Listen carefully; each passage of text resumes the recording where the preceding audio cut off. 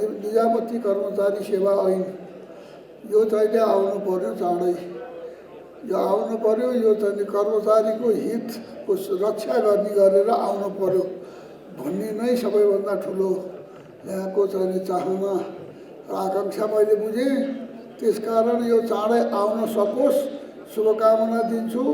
त्यसको लागि यो संसद चाँडै सुचारू होस्, यो संसदमा छलफल होस् र कर्मचारीको हितमा यो ऐन निर्माण भएर जारी होस्, मेरो शुभकामना छ। र मुख्य कुरा मलाई के लागिरहेको छ भने अहिले देशमा एउटा परिवर्तन भएको छ।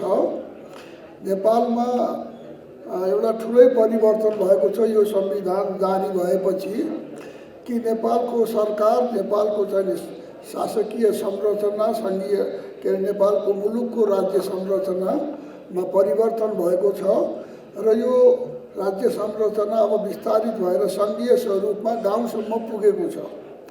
र यो अहिले कर्मचारी प्रशासन पनि त्यही रूपको विस्तारित रूप हो। पहिलो कुरा के बुझ्नु पर्यो भनेदेखि अहिले सङ्घीयता जो छ यो राज्यकै विस्तारित रूप हो। यो केन्द्रीय सरकार जो छ यसकै विस्तारित रूप हो। अब यसको यो सङ्घीय संरचना तलका प्रदेश सङ्घहरू चाहिँ नै अर्कै, यो केन्द्र सरकार अर्कै, अनि केन्द्र सरकारबाट प्रदेश सरकारतिर फालिदिएका कर्मचारी अब त्यो कुवाबाट फर्केरै आउन नसक्ने, अनि यो चाहिँ नि त्यहाँ गएको गई हुने, यो चाहिँ नि यो प्रणाली होइन। यो सङ्घीयताको यो अर्थ मैले बुझ्दिनँ, मलाई त्यो लाग्दैन। त्यहाँ गएको कर्मचारी पनि यहाँ फर्केर आउनको लागि कुनै व्यवधान र कुनै अप्ठ्यारो र कुनै उकालो पर्न हुँदैन कि त त्यहाँ छुट्टै कर्मचारी सङ्गठन बनाउन, नियुक्ति गर्न, हुँ भर्ना गर्न, भुइँकै भर्ना होस्। यहाँबाट पठाउने, गइसकेपछि फर्केर आउन नपाउने, यो सबैभन्दा ठुलो अनर्थ यहाँ भएको मैले बुझेँ। यो कुरा चाहिँ नै वास्तवमा अत्यन्त शोचनीय हो, मननीय हो। तर यसलाई सच्याउनको लागि निजामती कर्मचारी ऐन 2 वर्षदेखि अब त्यहाँ संसदमा गएर अड्केको छ। अब यो संसद कहिले विघटन भएर अल्मलिन्छ, कहिले चाहिँ फर्केर आएर पनि फेरि यो 2-3 महिनादेखि त अहिले भर्खरै संसद चाहिँ यहाँ चाहिँ बन्द जस्तै भएर गतिरोध त्यहाँ उत्पन्न भइरहेको छ। त्यहाँ जनताका समस्याहरू, त्यहाँको चाहिँ मुलुकका जति पनि जल्ला समस्यामा एउटा छलफल हुन सकिरहेको छैन। जनताका समस्यामाथि छलफल गरेर निर्णय हुन पाइरहेको छैन। निजामती कर्मचारी ऐन पनि सायद त्यस्तै अलमलमा अड्केर बसेको छ होला र यस्ता समस्याहरू धेरै त्यहाँ अड्केर बसेका छन्। र म अहिले के भन्न चाहन्छु भनेदेखि यो संसदको यस्तो चाहिँ गतिरोध अन्त हुनुपर्छ। यो संसदको गतिरोध अन्त हुनुपर्छ र अब नेपालको संसद यसरी जाने, संसदमा जाने, संसदको काम नगर्ने, संसद नचल्ने, जनताका समस्यामा छलफल चाहिँ नगर्ने र त्यहाँ जनताका काम नगर्ने, केवल गएर मात्रै फर्कने, अब यस्तो संसद चाहिँ नै हुन हुँदैन। अब संसद चाहिँ नि अब नयाँ संसद जो आउनुपर्छ, जसले संसदमा काम गरून्, जसले संसदबाट जनताको समस्यामा छलफल गरून् र जनताको समस्या समाधान गर्न सकुन्।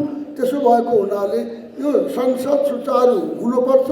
सुचारू नहुने हो भने एउटा त्यो जनताको काम गर्ने संसद आउनुपर्छ। जनताको काम नगर्ने सांसद उतै गाउँतिर फर्केर बस्नुपर्छ। उनीहरू फर्केर आउनु हुँदैन त्यो संसदमा। अब संसदमा सांसदको हैसियतमा काम नगर्ने सांसदहरू अब फर्केर आउन जरुरी छैन। देशको लागि बोझा हो। नआउने वातावरण बनाउन तपाईँहरू पनि देशका यो चाहिँ प्रबुद्ध समुदाय हो। तपाईँहरूले पनि जनमत निर्माण गर्न सक्नुहुन्छ र यो संसदमा गएर संसदको काम नगर्नेहरूलाई अब संसदमा फर्काएर नपठाउने भन्ने कुरामा तपाईँहरूले पनि पब्लिक ओपिनियन बिल्डअप गर्न सफल हुनुहोस्। यो पनि म शुभकामना दिन चाहन्छु। र अर्को कुरा म के भन्न चाहन्छु भने कि आज वास्तवमा जनतालाई हामी चाहिँ सबै भन्छौँ प्रजातन्त्र, लोकतन्त्र, हामी सबै भन्छौँ समाजवाद, तर हामीले चाहेको के हो, हामीले चाहेको कस्तो व्यवस्था हो, के चाहेको हो हामीले भन्ने कुरा त हाम्रो दिमागमा अब सफा हुनुपर्छ, प्रष्ट हुन जरुरी छ। त्यसो भएको हुनाले हामी लोकतन्त्रको लागि यत्रो लडाइँ लड्यौँ, सबै कर्मचारीले पनि लड्नुभयो, राजनीतिक कार्यकर्ताले पनि लडे, अरूले पनि, शिक्षकले, बुद्धिजीवी, वकिलले, सब पेसागत सबैले लड्नुभयो।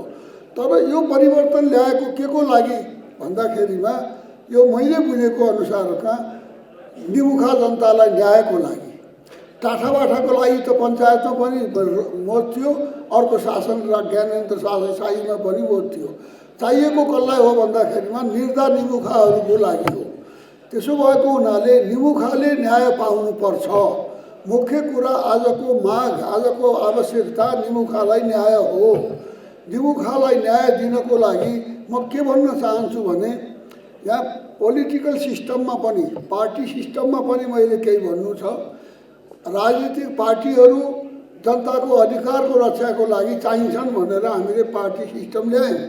राजनीतिक दलहरू र जनताको अधिकारको रक्षाको लागि आवश्यक छन्। तर अति दलबन्दी भयो भने त्यहाँ न्याय दलका सदस्यले मात्रै पाउँछन्, अरू जनताले न्याय पाउँदैनन्। निमुखा जनताले फेरि त्यहाँ न्याय पाउँदैनन्। त्यसकारण निमुखा जनताले न्याय पाउनको लागि अति दलबन्दी हुन हुँदैन, एउटा सीमामा रहनुपर्छ। त्यस्तै गरेर युनियन पनि अति युनियनबन्दी हुन हुँदैन। एउटा मर्यादा, एउटा चाहिँ पेसागत हक र हितको सामान्य सुरक्षा गर्ने र जनतालाई न्याय दिने, निमुखालाई हक दिने, निमुखालाई न्याय दिने प्रशासन आज देशलाई चाहिएको छ। र आज राष्ट्रको विकास र राष्ट्रलाई समग्र रूपमा हामी विकास गर्ने कुरा भन्छौँ भने तपाईँ हामी चाहिँ राष्ट्रको विकासका निमित्त हामी सबै कलपुर्जा हौँ र समग्र राष्ट्रको विकासको लागि हामीले तल्लो तहसम्म न्याय पुर्याउने काममा सबैले योगदान दिन सक्नुपर्छ। हामी सबै त्यसप्रति प्रतिबद्ध हुनुपर्छ। हामी अधिकारको लागि मात्र होइन, हामी कर्तव्यप्रति पनि सचेत हुन जरुरी छ। अधिकार मात्रै खोज्ने अहिले आइरहेको छ बाढी, अधिकारको बाढी, तर कर्तव्यलाई चाहिँ बिर्सने कुरा हुन हुँदैन। त्यसकारण जनताप्रतिको कर्तव्य हामी सबैले निर्वाह गर्न सकौँ। म यो पनि आजको कर्मचारी युनियनको चाहिँ यो भेलामा आफ्नो विचार राख्न चाहन्छु।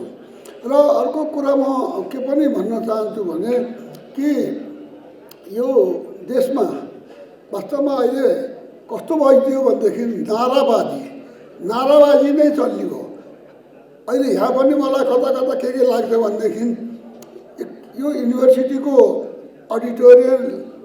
अडिटोरियममा बसिरहेको छु कि यो कर्मचारीहरूको यो त के अरे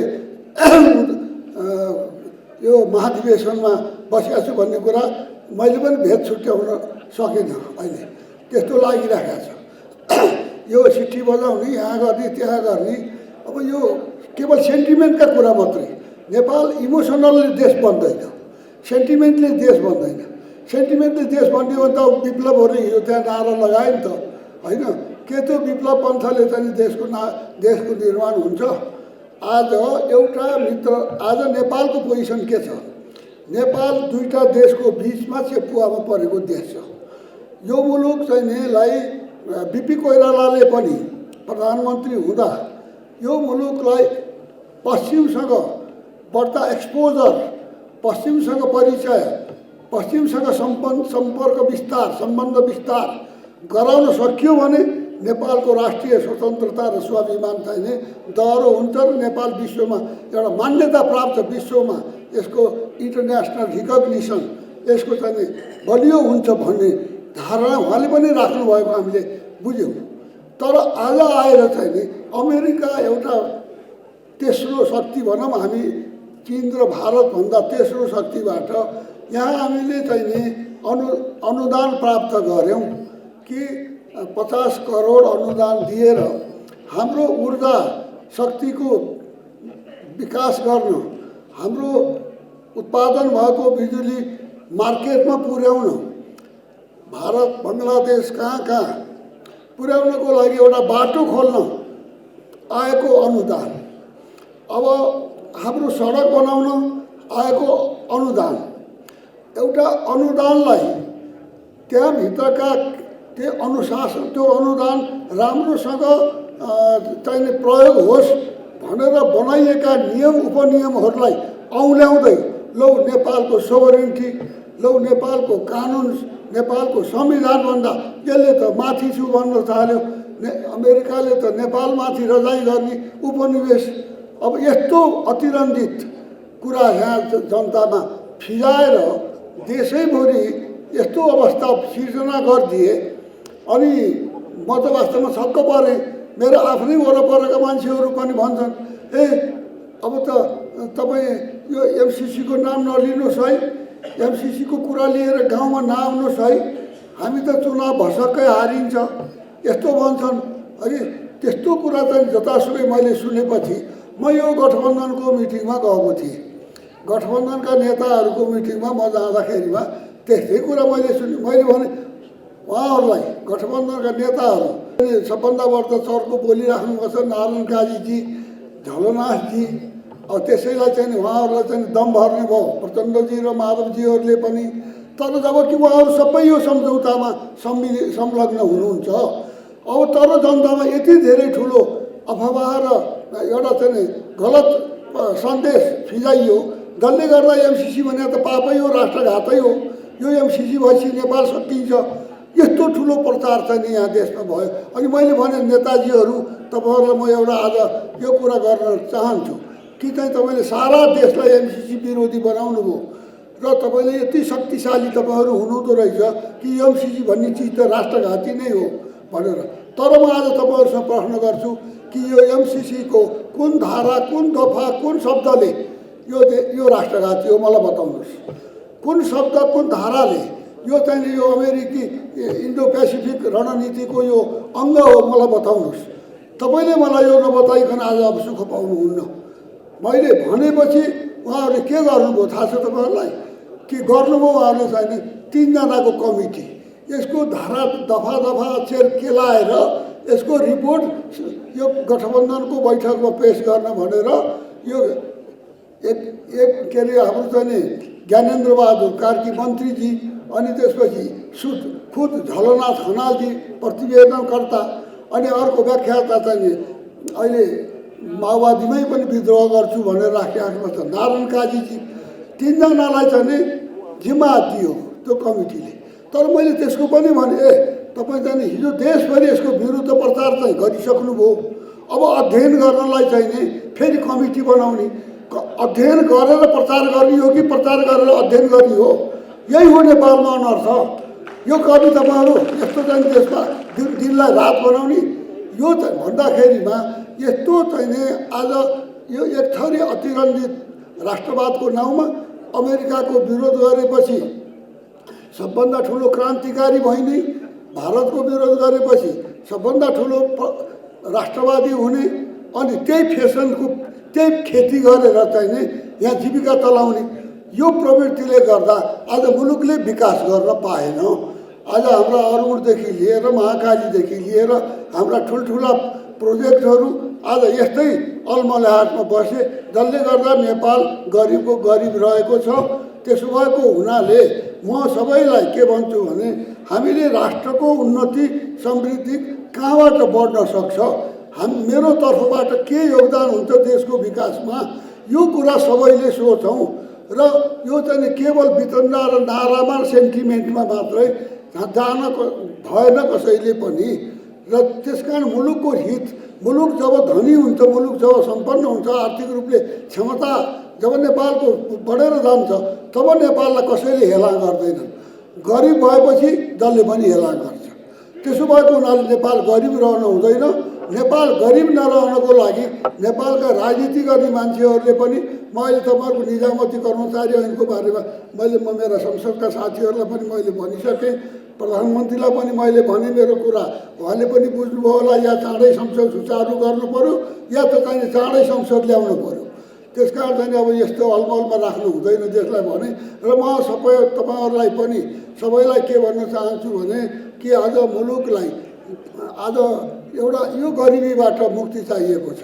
आज गाउँ गाउँमा चाहिँ आज बाटो बिजुली पानी शिक्षा सबै पुग्दै पनि गाउँबाट बस्तीहरू जित्तो भइराखेका छन्। अब त्यो गाउँहरूमा जहाँसुकै रोजगारी र आम्दानीको अवसर पुर्याउनु पर्ने छ।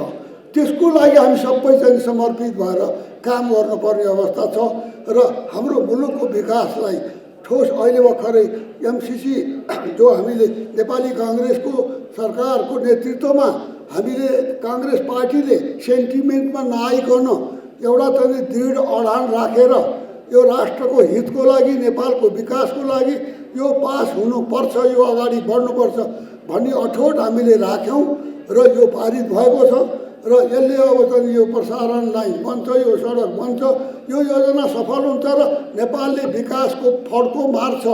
यो कुरा हामीले जनतालाई अब बुझाउनुपर्छ। अब यसको पोजिटिभ सन्देश अहिलेसम्म नेगेटिभ सन्देश गयो, अब यो पोजिटिभ सन्देश अब गाउँ गाउँमा पुग्नुपर्छ, तपाईँहरू मार्फत पुग्नुपर्छ।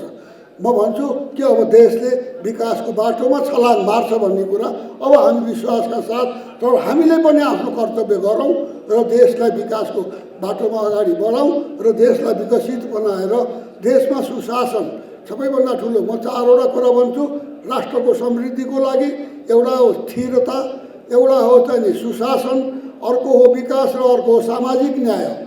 यो चारवटा कुरा आज हामीले चाहिँ नेपालको लागि चाहिँ नेपाली जनताको लागि यो चाहिँ अवलम्बन गर्न जरुरी छ र यसमा हामी सबै लागौँ र यो नेपाल कर्मचारी युनियनको चाहिँ यो अधिवेशनले पनि राष्ट्र निर्माणको दिशामा यो कर्मचारी शक्तिलाई कसरी प्रयोगमा बढीभन्दा बढी उपयोगी साबित गराउन सकिन्छ भनेर छलफल गरोस् र चाहिँ त्यस्तै निर्णयहरू गरोस् र कर्मचारी वर्गमा पनि एउटा राष्ट्रलाई कसरी माथि उठाउने यो एउटा देशभक्तिको भावना जगाउने काममा यो सफल होस् भन्ने म अपेक्षा राख्दै म तपाईँहरू सबैलाई शुभकामना दिएर आफ्नो भनाइ अन्त्य गर्दछु।